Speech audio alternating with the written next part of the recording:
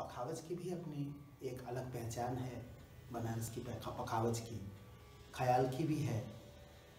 लेकिन इन सारी विधाओं में और भी बहुत सारी चीज़ें हैं, लेकिन इन सारी विधाओं में अगर किसी का नाम बहुत ज़्यादा अचरज भरे निगाह से देखा जाता, अचरज मैं कह रहा हूँ, आश्चर्यजनक, वो है बनारस की ठुमरी का।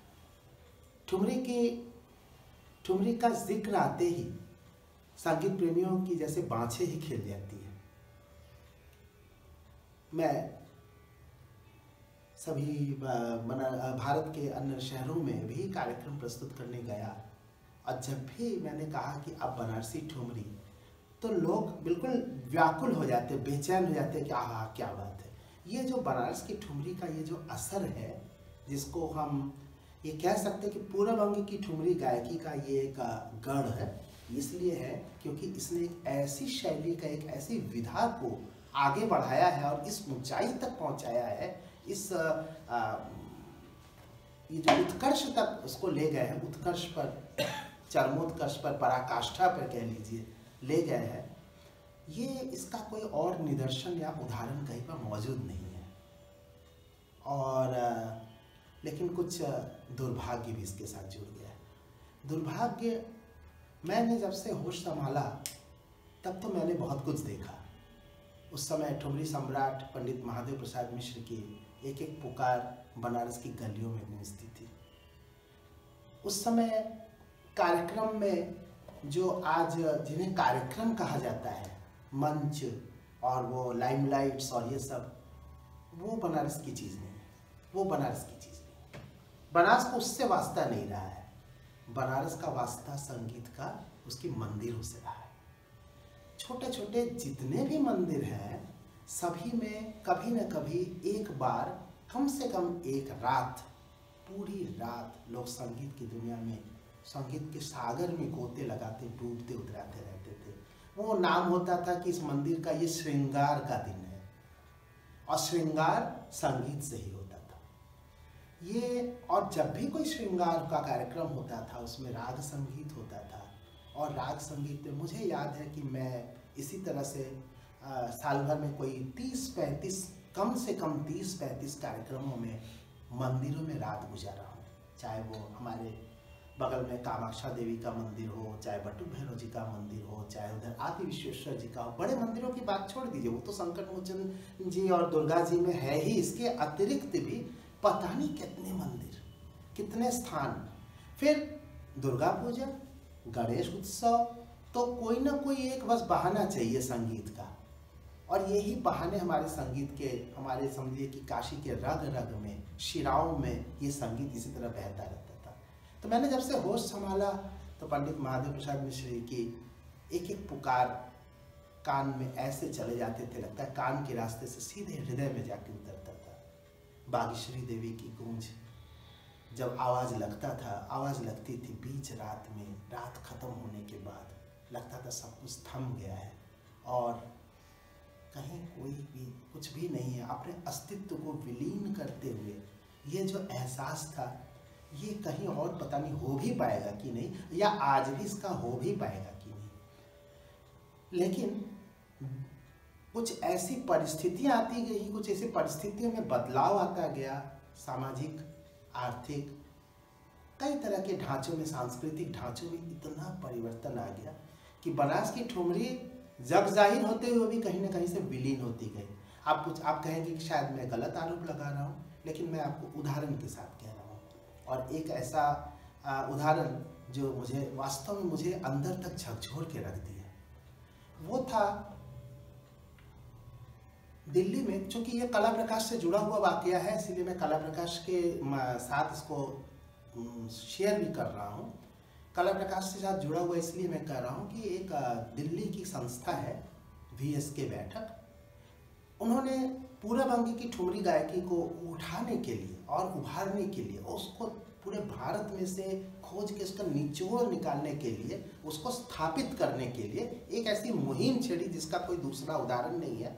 तो ये अलग अलग शहरों में हुआ है। बनारस में जो कुछ भी है वो कला प्रकाश के साथ हुआ। श्री अशोक कपूर जी और दिल्ली के श्री विनोद कपूर जी, जो कि व्यवसायी हैं, और आपस में दोनों में कोई रिश्ता नहीं, भले ही दोनों के टाइटल एक ही है, लेकिन दोनों का ऐसे रिश्ता नहीं, लेकिन जो भी रिश्ता है वो संगीत का रिश्ता था। तो ये दोनों महानुभावों ने यहाँ पे बनारस में भी कार्यक्रम का आयोजन किया, और विनोद कपूर जी ने कलकत्ता में भी और भी बम्बई में भी, दिल्ली में भी, हर जगह में उन्होंने कार्यक्रम आयोजित किए। उद्देश्य एक ही था कि ठुमरी के जो भी गायक है उनको इकट्ठा किया जाए, और इस इकट्ठा करने के क्रम में उन्होंने पूरे भारत से चयनित किया कलाकारों को, क्योंकि सबका चयन नहीं हो सकता, ठुमरी के साधना करने वाले बहुत सारे लोग हैं। तो कुल 36 कलाकारों को चुन चुन के हर एक जगह से किया। बनारस के कलाकार भी थे, बाहर के भी थे, हर कलकत्ता के भी थे, आगरा लखनऊ के भी थे, उधर कहाँ मैं कहूँ, बम्बई, पूना, जहाँ से भी उनको मिले कलाकार, उन ठुमरी गायकों को उन्होंने इकट्ठा किया। 36 कलाकारों में से जब उन्होंने हर जगह कार्यक्रम किया तो उसमें से कुछ और भी एक छोटी सी संख्या को उन्होंने छांटा, उसमें 12 कलाकार थे, और छांटने वाले भी कोई ऐसे वैसे लोग नहीं थे। उसमें पद्म विभूषण गिरजा देवी जी थी, और स्वनाम धन्या सविता देवी जी, स्वनाम धन्या रीता गांगुली जी, सभी हमारे प्रणम्य लोग हैं, और किचलू बंधु जी, और मैं किनका नाम लूँ, बड़े बड़े लोगों ने मिल करके एक पैनल के तहत, कोई कंपटीशन नहीं था, स्पर्धा नहीं थी, प्रतियोगिता नहीं थी, लेकिन एक उन्होंने छांट के निकाला, 12 कलाकार छांट के निकाले। और आपको आश्चर्य होगा, सभी 12 कलाकार बनारस की ठुमरी गाते हुए भी, बनारस की गायकी गाते हुए भी, उसमें बनारस का एक भी कलाकार नहीं था। ये किसी और व्यक्तियों ने नहीं छांटे थे, मैंने नाम बताया कि किन्होंने छांटे थे, और उन्होंने ईमानदारी से छांटे थे। कुल 12 लोग आए, और 12 में से 11 कलाकार कलकत्ता के थे, एक कलाकार उत्तर प्रदेश की थी, और इस प्रकार 12 में से 3 और कलाकारों को विशेष रूप से उनको सम्मानित किया गया, अलग अलग टाइटल के द्वारा उपाधि उनको प्रदान की गई। वे तीनों ही हमारे बनारस के लिए थे। ये बात मुझे अंदर से झकझोरने वाली थी, कि आँख खोलने वाली थी कि ये क्या हुआ। ये इसमें कोई हारने वाली बात नहीं है, लेकिन इसमें लगा कि इसमें कहीं हम अपने आप को बिसरा तो नहीं रहे हैं। वहीं पर मेरे अंदर से ये हुआ कि जब कोई विरासत होती, विरासत के साथ 3 प्रकार का चैलेंज होता है। एक होता है जो पुरानी चीज़ है उनको सहेजिए, और दूसरा होता है जो वर्तमान में आपके पास जो कुछ भी मिला उन सबको दूसरों के सामने सजाइए, उनसे लोगों को परिचित करवाइए, और तीसरा होता है उसको हस्तांतरित करिए भविष्य की पीढ़ी के लिए। और अगर इन तीनों में से कोई भी एक चीज़ गड़बड़ हुई तो वो विरासत और वही टूटती हो जाती, वो कड़ी टूट जाती है। तो कड़ी टूट क्यों रही है, दरक क्यों रही है, इसके बारे में तो कोई और बताए। मुझे लगा कि मैं जो कुछ भी कर सकता हूँ मैं करूँ, और मैंने ठुमरी की शिक्षा देना शुरू किया और ठुमरी को प्रेजेंट करना शुरू किया।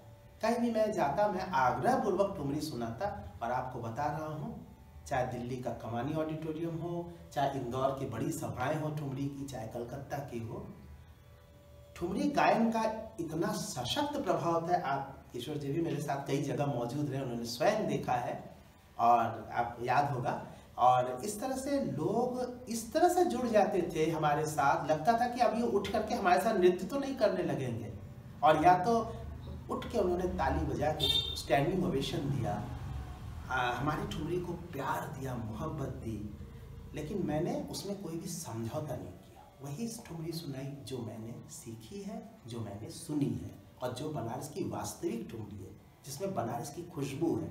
इसमें और जगहों की ठुमरियों की खुशबू को मैंने ज़बरदस्ती इसमें डाल करके कोई करिश्मा करने का प्रयास नहीं किया, लेकिन इसका इतना सकारात्मक परिणाम मिलेगा, इतने लोग पसंद करेंगे।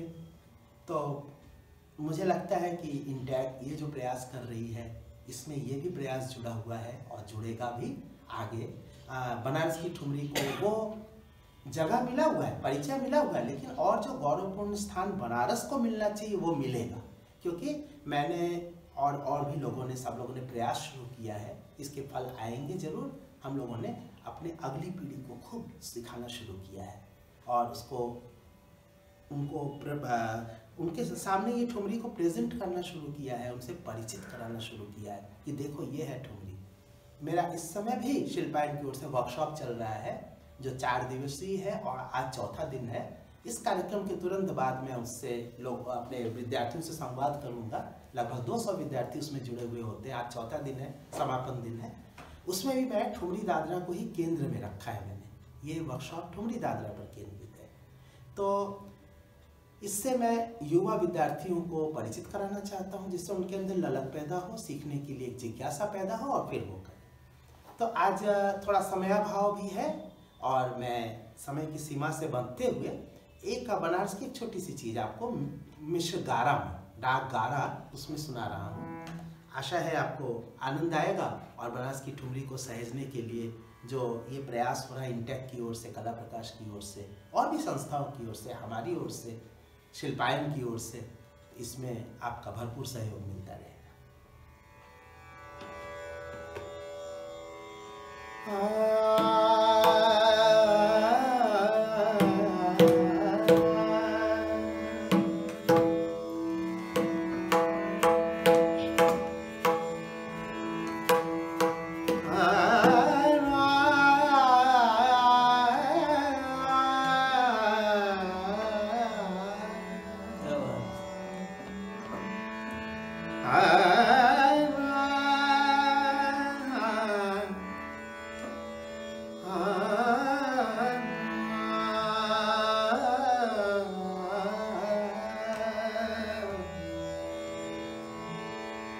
देखो जिलाला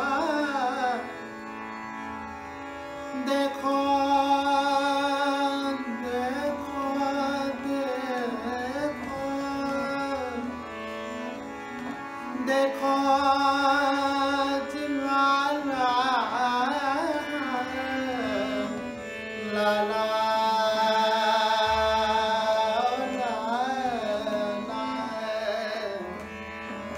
देखो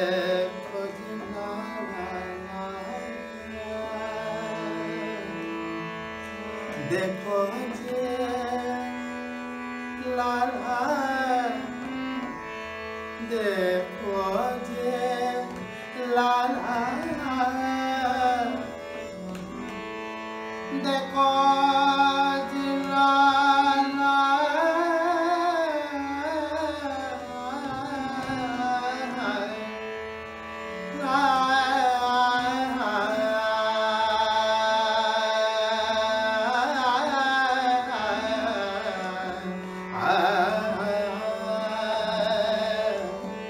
देखो जे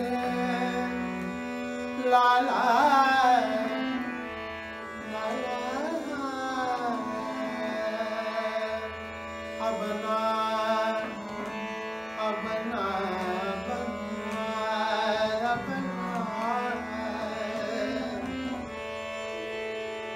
देखो जीरा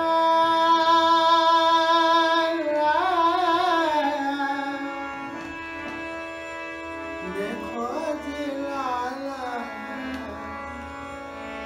देखो जी लाला लाला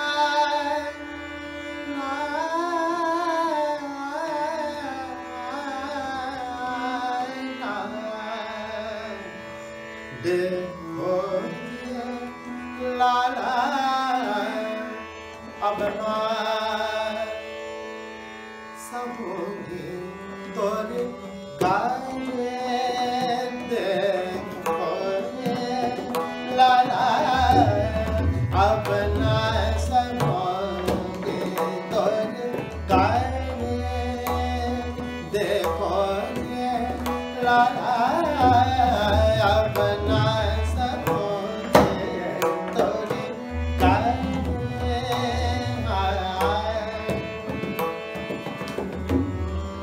अपना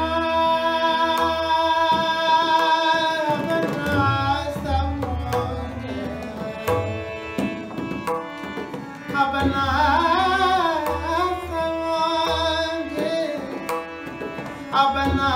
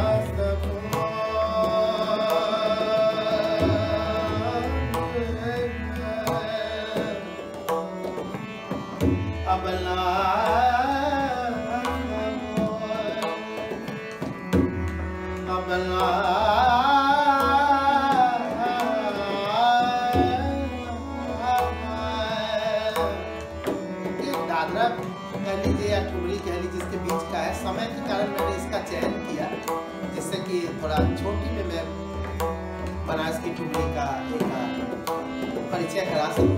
यहाँ मेरे साथ कई आप युवा लोग जुड़े हुए हैं, युवा विद्यार्थी जुड़े हुए हैं। ऑनलाइन कार्यक्रम का ये फायदा है कि जब ऑफलाइन होता है तो केवल कुछ लोग जुड़ सकते हैं, ऑनलाइन की तो सीमा ही नहीं है, असीम है। हो सकता है कोई अमेरिका में बैठे सुन रहा हो, और कोई हो सकता है कि भारत के ही किसी छोटे से गांव में बैठ के सुन रहा हो, जो बनारस आके नहीं सुन सकता है। ऐसा मौका पहले कभी आया हो ऐसा लगता नहीं है। ये ऑनलाइन कार्यक्रम की सफलता है। देखो देखो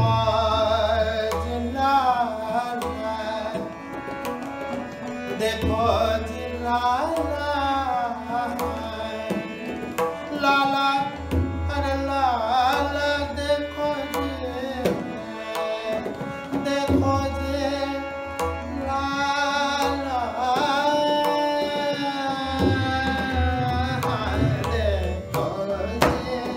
लाला अपना समोगे तो देखो लाला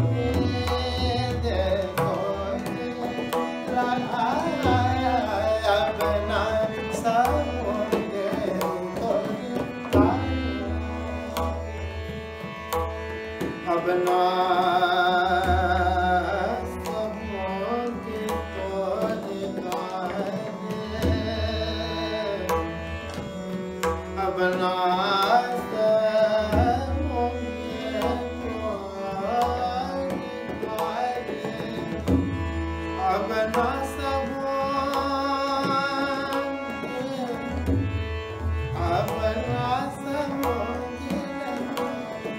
अपना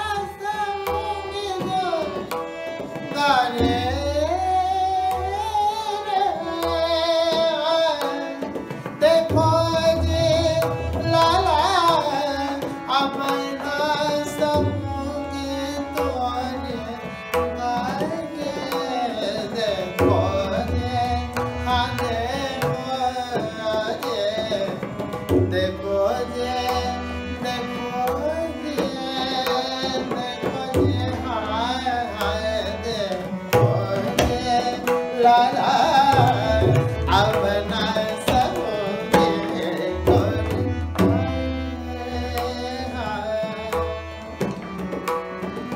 जाय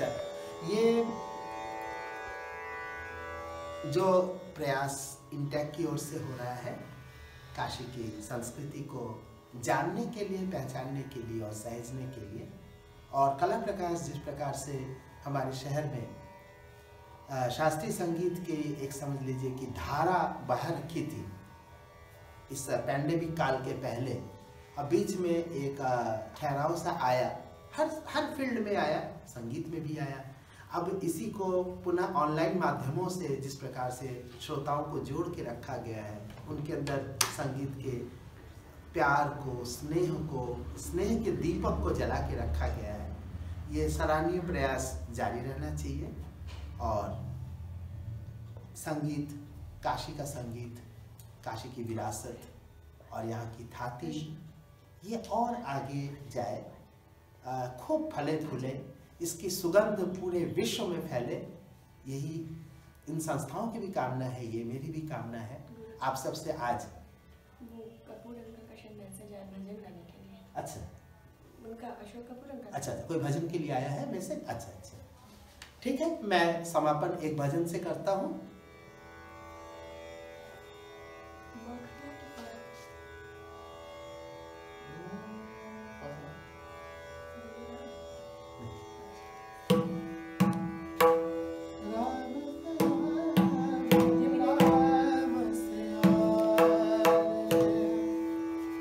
जैसा कि आग्रह श्री अशोक कपूर जी का आया है कि एक भजन से समाप्त करूं।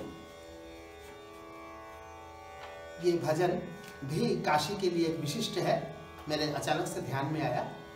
ऐसे तो बहुत सारे भजन काशी के लिए सभी विशिष्ट हैं, क्योंकि यहाँ पे कबीर थे तो तुलसीदास जी भी थे और मीराबाई भी यहाँ पे आई है और सभी भक्त जन यहाँ पे आते हैं, रैदास जी थे, सभी बहुत सारे लोग यहाँ थे। इसी क्रम में एक महमूदगंज के एक बहुत बड़े रईस थे, बनारस में रईस, काशी के रईस बहुत फेमस हुआ करते। उनका किसी कारण से, ज्योतिषीय कारण से, धार्मिक कारण से उनका प्रवास अयोध्या हो गया और वे वापस कभी नहीं आए। सियाराम शरण दास जी, जिनको बाद में मोहिनी दास के नाम से जाना गया, और उन्होंने प्रेम पीयूष धारा नाम से एक पुस्तक में उनकी भजनों का संग्रह भी है। और भजन ही नहीं, उसमें बहुत सारे राम सीता के जीवन के अलग अलग व्याख्यान भी हैं। ये अभी यहाँ लोगों के में बहुत ज़्यादा प्रचारित नहीं है। मैं अपनी ओर से प्रयास कर रहा हूँ कि लोगों में इसका प्रचार प्रसार हो। इसी क्रम में जो भजन में प्रस्तुत कर रहा हूँ वो उन्हीं के द्वारा लिखित है। कथा इस प्रकार की, मैं थोड़ा सा बता ही दूँ, मौका मिल गया है तो। उनको किसी ने, ज्योतिष ने कहा, बहुत बड़े रईस महमूदगंज के, तो उनको ज्योतिष ने कहा कि आपका जो पुत्र रत्न होने वाला है, अगर आपने उस पुत्र रत्न का मुंह देख लिया तो या तो पुत्र रत्न जीवित रहेगा या तो आप जीवित रहेंगे, इसलिए बहुत दिक्कत है। तो उन्होंने कहा कोई बात नहीं। जब उन्हें खबर मिली कि उनको पुत्र रत्न हुआ है तो वे घर छोड़ के चले गए और फिर कभी वापस लौट के नहीं आए। राम चरणों में, राम भक्ति में अपने आप को विलीन कर दिया उन्होंने। जो अद्भुत रचनाएं उन्होंने की, उसी में से एक रचना ये भी है, जिसको मैंने स्वरकर्ण मैंने किया है। और काशी के संगीत की परंपरा है कि कार्यक्रम समाप्त करते हैं भैरवी से। भले ही वो भैरवी का समय नहीं होता है, माना जाता है कि रात भर का कार्यक्रम था, अब भैरवी हो गया मतलब समाप्त हो गया। तो समाप्त कर रहा हूँ भैरवी की इस भजन से। राम सिया भजो, राम सिया रे, राम सिया,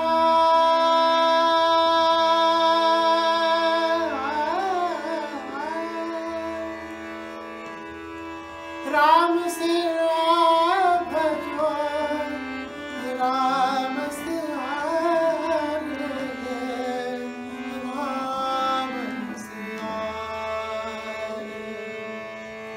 रे, राम सिया भजो, राम सिया रे, राम सिया भजो, राम सिया, राम सिया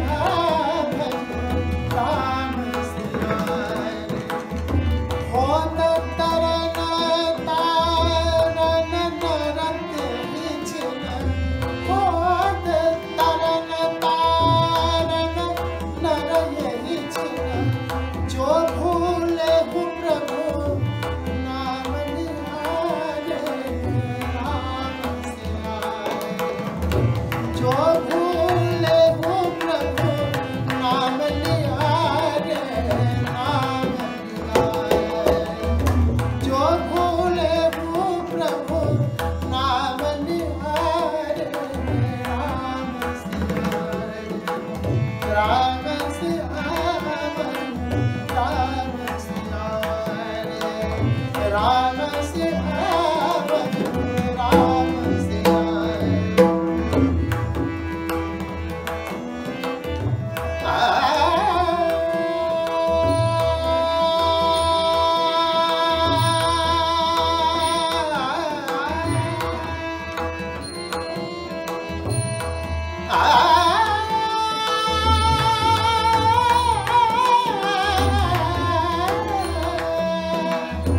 राम राम राम राम राम राम सियावर राम सियावर राम सियावर राम सियावर राम जेहि परनी छो जेहि परनी छो बस में हुई गो जेहि परनी छो जेहि परनी छो जेहि परनी छो जेहि परनी छो जेहि परनी छो बस में हुई गो जेहि परनी छो बस में हुई गो जेहि परखी छो सुमति दयाले राम सियारे जेहि परखी छो सुमति दयाले राम सियारे राम सियावर राम सियावर राम सियावर राम सियावर राम सियावर राम सियावर राम सियावर राम सियावर राम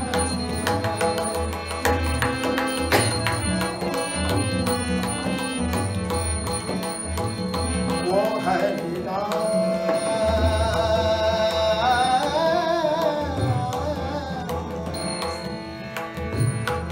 वो हरिदास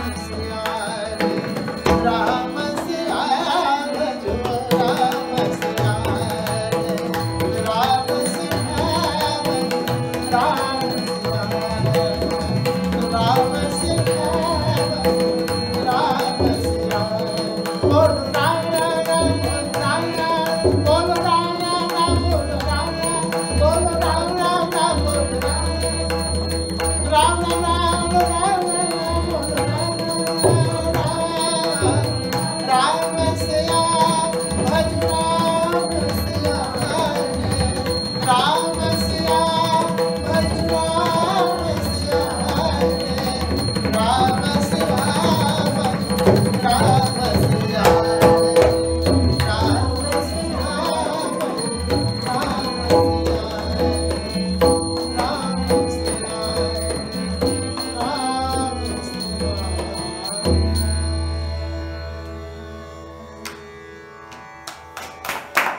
सबको राम राम, सबको बहुत बहुत धन्यवाद, सबको राम राम।